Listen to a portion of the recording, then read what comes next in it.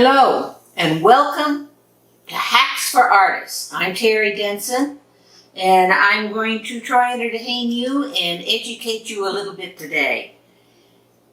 Each one of these Hacks for Artists videos, we're going to do 5 new techniques or tricks or just little bits of information that might be of help to you. Don't want to overload you, so we'll just limit to 5 and keep it short. Today we're going to talk about 2 different kinds of paints, titanium white and lunar black, and then a few other tricks that you might want to adopt yourself in your painting career. Now, let's start with titanium white. Titanium white is actually made in watercolor. This one is from Daniel Smith. Not every one of the paint brands carries a titanium white. Most carry a Chinese white, but that's not quite as opaque. When you mix it with any paint, you get yourself a great opaque paint. In fact, there are a lot of paints out there you might use. There's Coastal Fog, or Buff Titanium, the same thing. Mint Julep, Lavender, Shell Pink, Green Melon, Composed Blue, Composed Green. They all have one thing in common, besides being opaque. They all have titanium white in them, combined with some sort of a transparent watercolor. These are colors that you can mix yourself without going out and buying some of these really great colors. So let's start with the first one, Composed Blue. Several of the paint manufacturers have a composed blue. This one happens to be by Mission. Holbein has one too that's bluer, not quite as green as this one. And the reason for that, this Mission is made out of titanium white, phthalo green, and phthalo blue. There is no phthalo green in the Holbein one, so you can mix whatever you want. We have 2 down here, American Journey's Mint Julep, and Holbein and Mission's Green Melon, that both use the same 3 colors, but in different proportions. So let's start with those 2. And then we have at the bottom Naples Yellow, which you can make quite easily. Mint Julep by Cheap Joe is a mixture of phthalo green,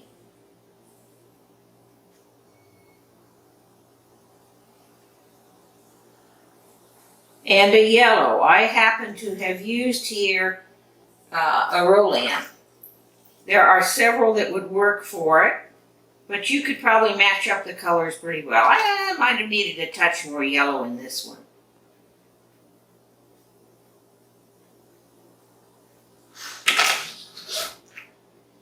You can't see it. Let me move this over here. If we put a touch more yellow in that,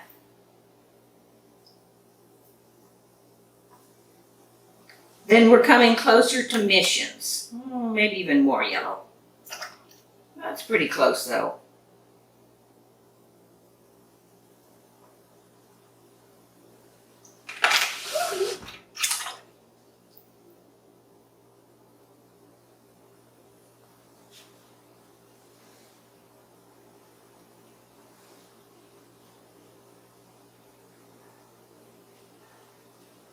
Oops.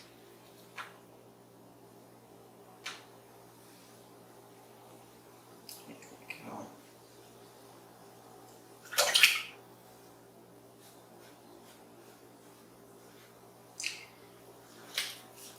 Now, Naples Yellow is one of the easiest ones to duplicate. There are 3 or 4 different kinds of yellows that will work quite well with it. I happen to have used New Gamboge. It generally needs a warmer yellow. Stay away from the transparent and maybe even the Rollan. Let's see. White.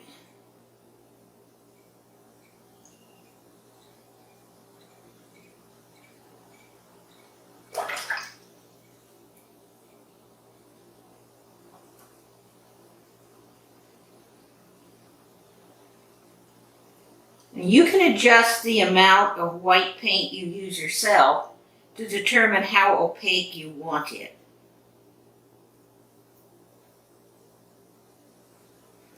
Now, in general, I prefer transparent paints, but there are occasions when only something mixed with titanium white will work.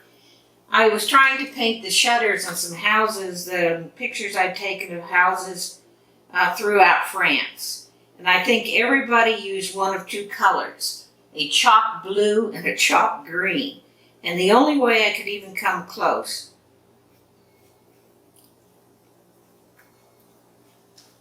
was to add titanium white to it. Now there's a shell. Oops. Let me clean this off a little bit.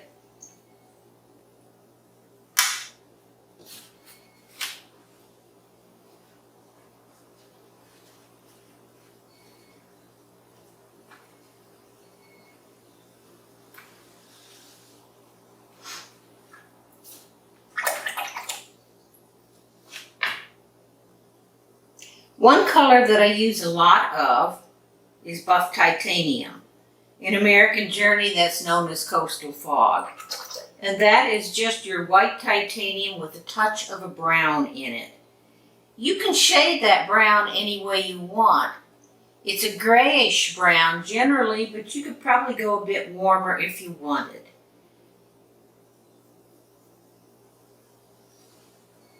But this is pretty close too.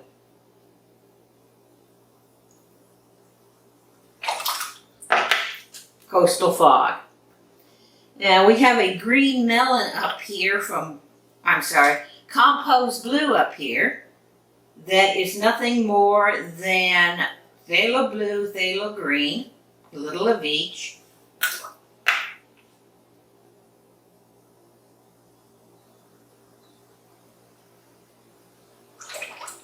And a lot of titanium white. Put a touch more green in that. I think you'll find when you start playing with these that it's hard to paint and talk at the same time, I know.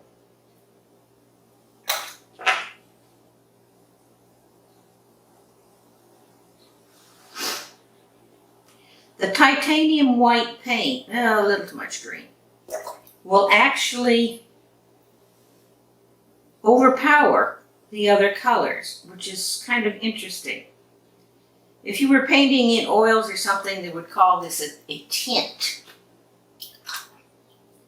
Now, if you decided you wanted to make your own and you wanted an opaque paint, I don't know why, perhaps for a mountain range or something in the distance, you might want to take something like just a touch of blue, a touch of cobalt mixed together,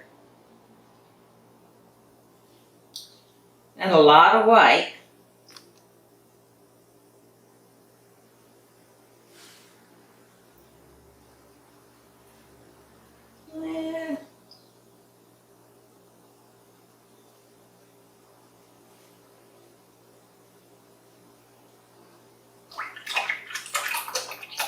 Play with it. You can mix it with almost any transparent paint, and you'll actually get something pretty nice. Let's try it with a little opera here.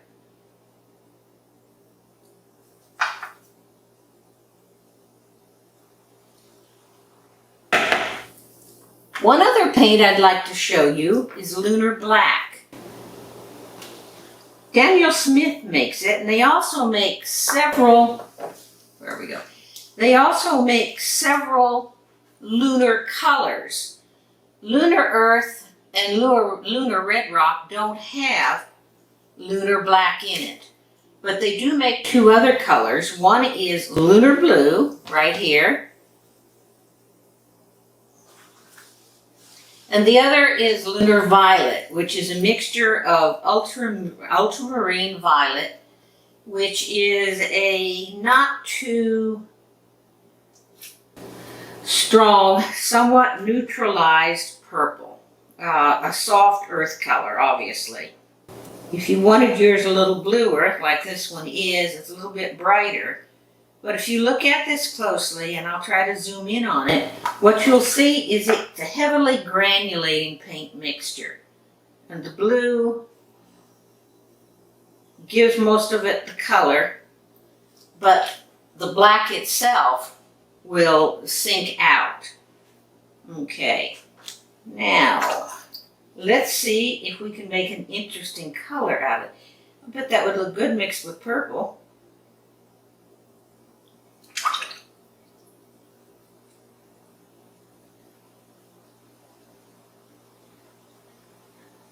Too black.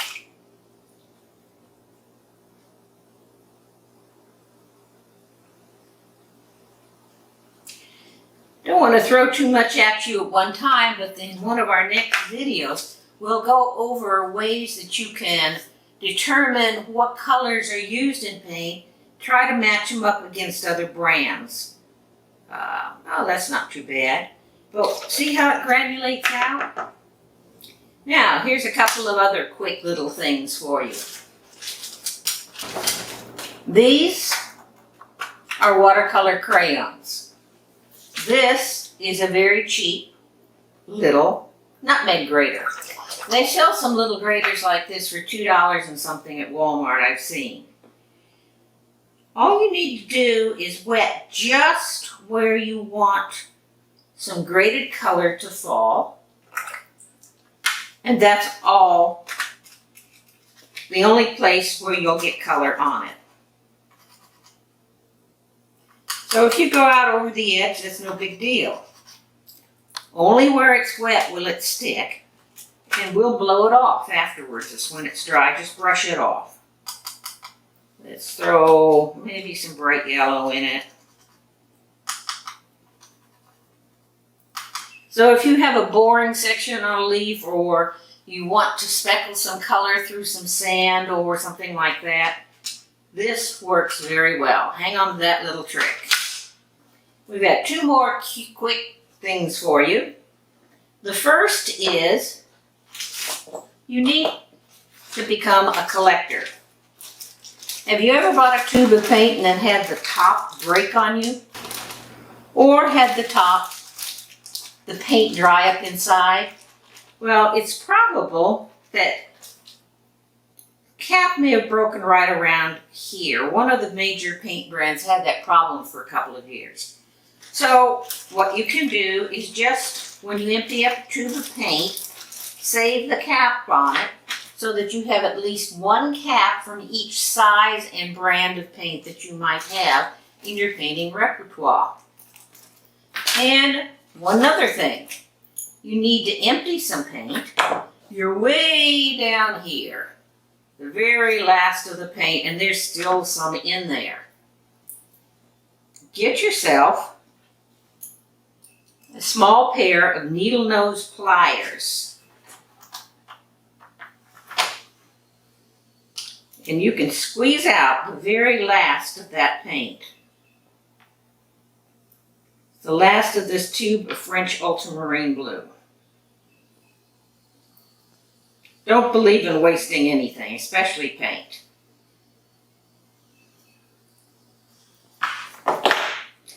Then when you throw it out, save the cap.